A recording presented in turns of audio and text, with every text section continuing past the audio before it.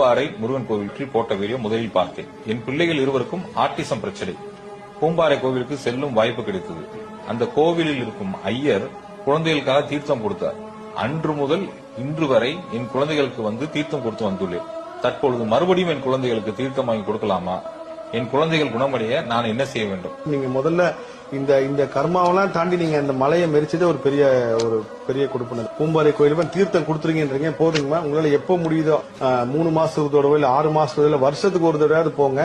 என்ன பண்ணுனாங்க சார், இந்த நோயை குணப்படுத்தல, மிராக்கள் நடக்குது அந்த மாதிரி இல்லாம அது ஒரு வீரியம்னு ஒண்ணு இருக்குல்ல.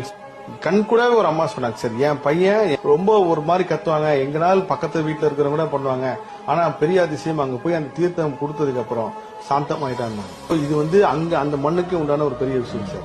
சார் கூட்டுப்புறத்துல மிகப்பெரிய சக்தி இருக்கு, பெரிய சக்தி இருக்குங்க சார். இன்னைக்கு அரசியல் தலைவர்கள் இருந்து பெரிய நடிகர்கள் வரைக்கும் ஏன் எவ்வளவு